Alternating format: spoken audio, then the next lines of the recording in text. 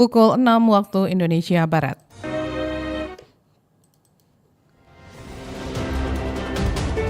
Radio Republik Indonesia Palembang dengan Warta Berita.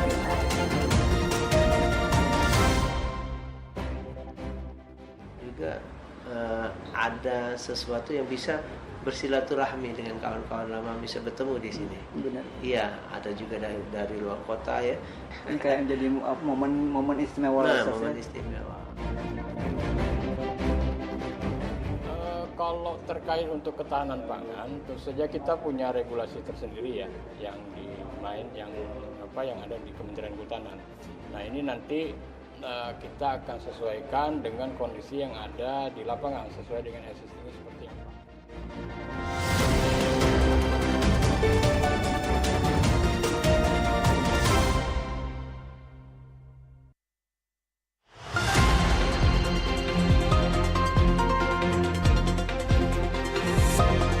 Selamat pagi pendengar, Anda mendengarkan Warta Berita Radio Republik Indonesia Palembang. Sari Berita, tradisi Sanjo saat Hari Raya Lebaran di Palembang masih terus dilestarikan untuk mempererat tali silaturahmi. Provinsi Sumatera Selatan menyusun strategi pengelolaan hutan dan ketahanan pangan dari Lalan Mendis.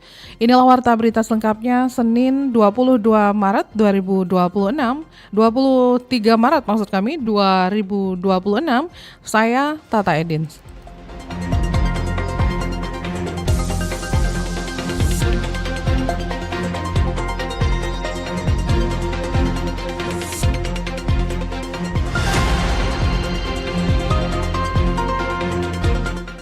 Pendengar, kami sampaikan informasi pertama untuk Anda. Tradisi Sanjo saat Hari Raya Lebaran di Palembang masih terus dilestarikan untuk mempererat tali silaturahmi. Pengurus Masjid Agung Palembang menilai tradisi Sanjo bukan sekedar kebiasaan turun-temurun, melainkan memiliki makna yang lebih dalam bagi kehidupan sosial masyarakat. Tradisi yang biasanya dilakukan saling berkunjung ini dinilai mampu menjaga nilai-nilai kebersamaan yang telah diwariskan dari generasi ke generasi. Wakil Sekretaris Yayasan Masjid Agung Palembang, Kemas Syukri Masjid Ashari mengungkapkan, Sanjo merupakan momen penting untuk mempererat hubungan antar warga, terutama dalam suasana hari besar keagamaan maupun acara adat. Interaksi langsung yang terjalin dalam tradisi ini dianggap lebih efektif dalam membangun kedekatan emosional dibandingkan komunikasi melalui media digital. Selain itu, sholat di Masjid Agung juga merupakan salah satu bentuk silaturahmi. Juga ada sesuatu yang bisa bersilaturahmi dengan kawan-kawan lama, bisa bertemu di sini. Benar. Iya, ada juga dari luar kota ya. Ini kayak jadi momen istimewa. Momen istimewa.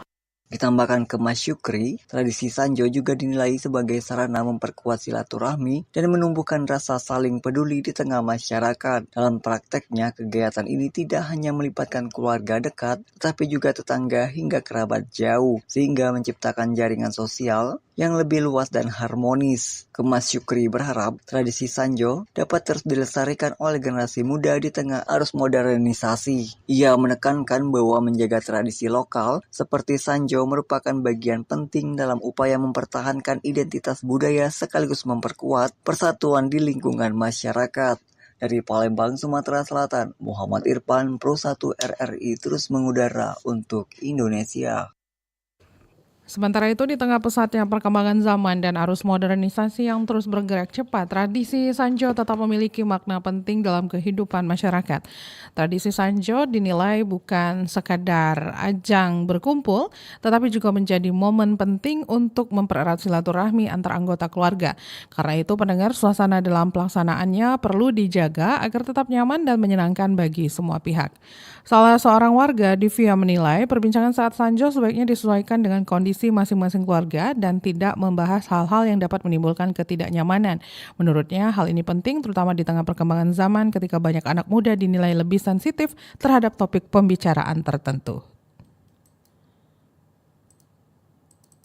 Menurut saya Sanjo itu sebenarnya adalah momen untuk berkumpul bareng sama keluarga, untuk lebih membangun silaturahmi, sehingga harusnya kondisi dan situasinya itu nyaman sesuai dengan keluarganya masing-masing. Perbincangannya juga harus yang tidak membuat orang lain ataupun pihak-pihak lain itu tidak nyaman. Apalagi sekarang yang mungkin banyak sekali anak muda yang lebih sensitif gitu ya menerima perbincangan sehingga lebih memilih untuk menetap di kamarnya sendirian gitu untuk menghindari perbincangan-perbincangan yang tidak diinginkan. Jadi sebaiknya baik dari generasi muda maupun seluruh kalangan itu menciptakan sanjo yang nyaman demi kebersamaan bersama. Kondisi tersebut sering membuat sebagian generasi muda memilih menghindar dan lebih banyak menghabiskan waktu di kamar untuk menghindari percakapan yang tidak diinginkan. Oleh sebab itu, baik generasi muda maupun kalangan yang lebih tua diharapkan dapat bersama-sama menciptakan suasana sanjo yang lebih nyaman demi menjaga kebersamaan dalam keluarga. Pendengar, selanjutnya kita akan dengarkan seperti apa komentar masyarakat. Saya Azza dari Lorong Rawajaya. Makna dari Sanjo Lebaran ini tentunya akan sangat berarti dalam kehidupan sosial masyarakat, yang dimana kegiatan ini menjadi momen untuk bersilaturahmi dan juga menjadi sarana untuk saling memaafkan. Oleh karena itu, perlunya untuk menumbuhkan rasa kebersamaan dan kepedulian sosial melalui Sanjo Lebaran ini. Saya Andi. Bagi saya, Sanjo Lebaran itu bukan sekadar datang berkunjung ya, tapi mempererat silaturahmi yang mungkin selama ini itu jarang terjalin gitu. Dan juga di tengah kesibukan dan kemajuan teknologi sekarang kan, Sanjo tetap penting karena memberi kesan sentuhan kehangatan yang berbeda gitu, yang tidak bisa digantikan oleh pesan singkat ataupun kayak media sosial gitu.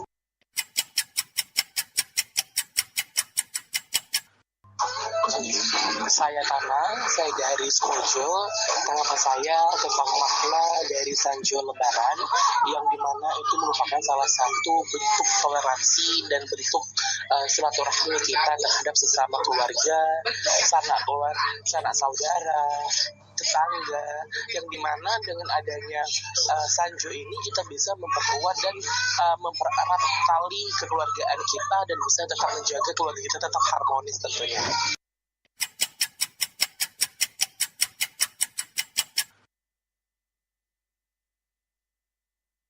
Untuk membahas seperti apa tradisi Sanjo dalam budaya Palembang, kita akan simak wawancara reporter RRI Nova Ariana bersama sejarawan dari Universitas Islam Negeri Raden Fatah Palembang, Kemas Ari Panji, berikut ini. Dan Bapak Kemas Ari Panji, sejarawan dari UIN Raden Fatah Palembang.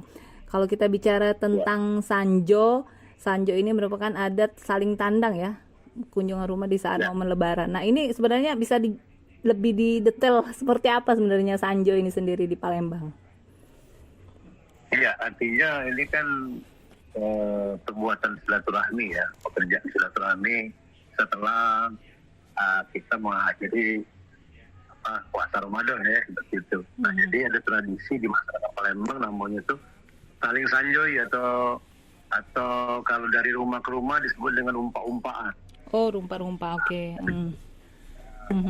Umpa-umpaan ini bukan rumpa ya, tapi tanpa R. Umpa-umpaan. Umpa, jadi umpa.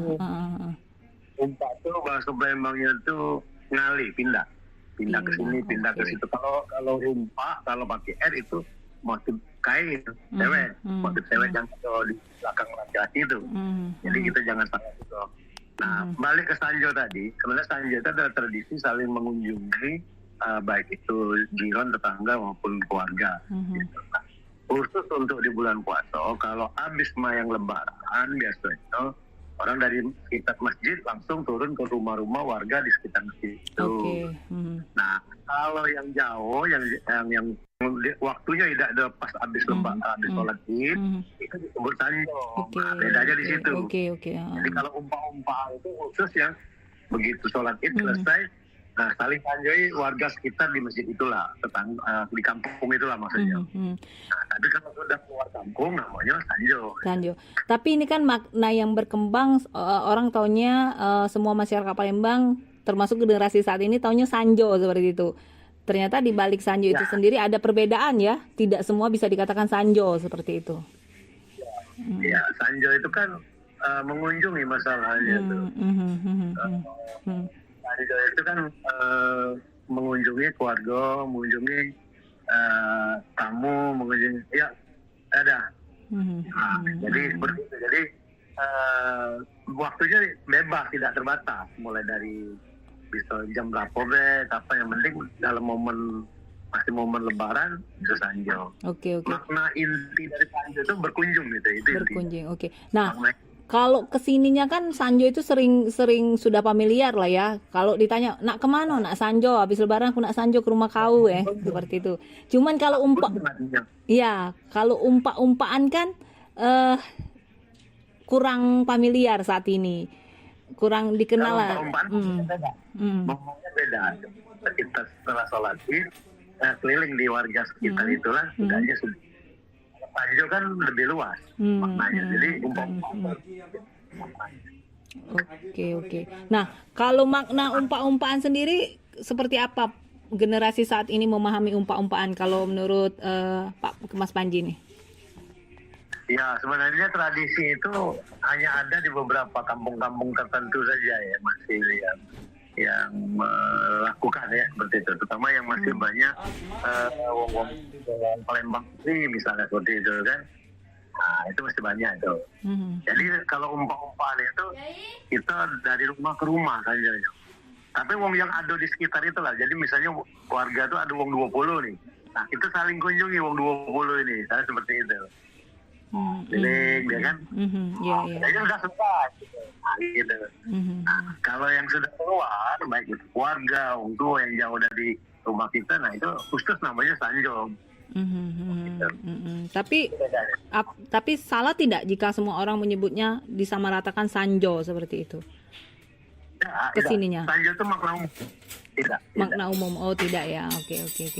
Baik, tapi artinya kita terjemahkan Sanjo itu kan berkunjung, silaturahmi kan, datang kan. Tapi kita juga harus memahami ya bahwa kita ada tradisi umpa-umpaan ya, seperti itu ya.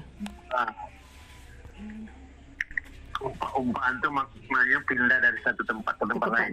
Pindah ke sini. Lagi pindah rumah lain. Nah, itu umpa-umpaan namanya. Oke, siap. Baik, Kak Mas Panji, terima kasih atas penjelasannya tentang Sanjo dan juga tradisi Lebaran di Palembang seperti itu. Iya.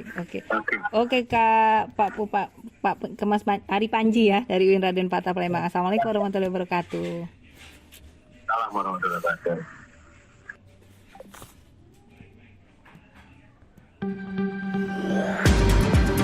Anda masih bersama Warta Berita RRI Palembang.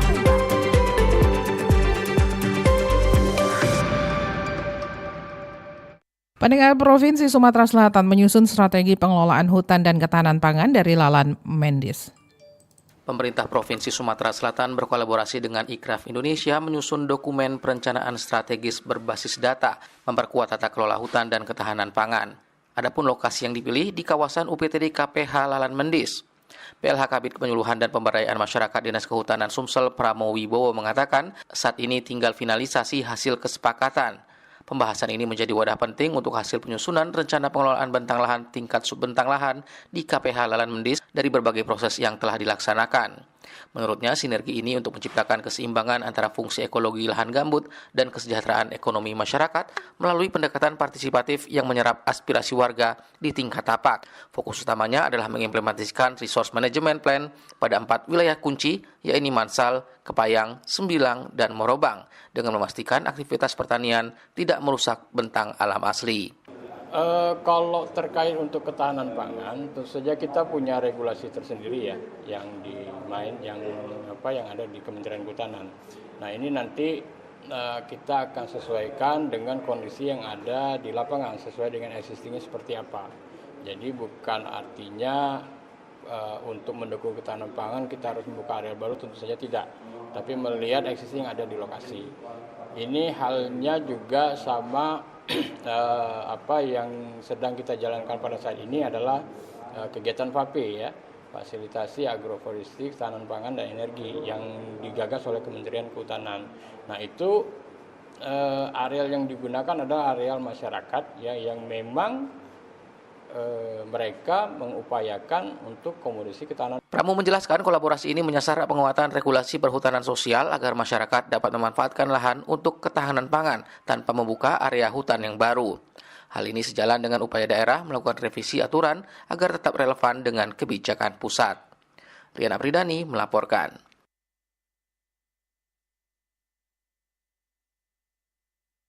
Kita beralih ke informasi terakhir pendengar, pihak kepolisian memperluas pengamanan di beberapa objek yang dijadikan keramaian di wilayah Sumatera Selatan pada musim libur Lebaran. Pengamanan menyasar objek wisata, tempat ziarah, perairan, dan kawasan pemukiman yang ditinggal mudik. Adapun 3 wilayah yang menjadi pusat pengamanan objek wisata, yaitu Musirawas, Ogan Ilir, dan Pagar Alam. Di antaranya di Kabupaten Musirawas, petugas mengamankan objek wisata Danau Aur dan Samani Hill yang dipadati pengunjung. Polres Pagar Alam mengamankan kawasan wisata Gunung Dempo yang memiliki beberapa objek wisata yang menjadi primadona masyarakat dalam kota hingga luar kota. Pengamanan di sejumlah titik lalu lintas utama yang mengalami peningkatan mobilitas wisatawan. Sementara itu, di Ogan Ilir pengamanan difokuskan di TPU Talang Peramuan yang ramai dikunjungi peziarah.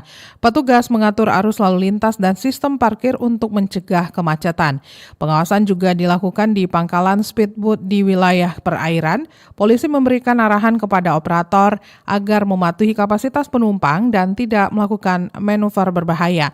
Untuk wilayah di Kota Palembang, patroli difokuskan pada kawasan pemukiman yang ditinggal mudik. Petugas menyisir kompleks perumahan untuk mencegah potensi pencurian rumah kosong. Kapolda Sumsel Irjen Sandi Nugroho mengatakan pengamanan pasca Lebaran harus mencakup seluruh aktivitas masyarakat. Kapolda menjelaskan pengamanan dilakukan untuk memberikan rasa aman bagi masyarakat yang berwisata, berziarah, maupun yang meninggalkan rumah selama Lebaran. Ia mengimbau masyarakat untuk tetap waspada, tidak meninggalkan barang berharga, serta memastikan keselamatan saat beraktivitas di tempat umum dan perairan.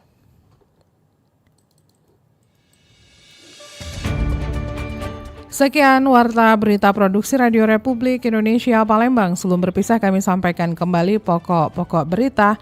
Tradisi Sanjo saat Hari Raya Lebaran di Palembang masih terus dilestarikan untuk mempererat tali silaturahmi.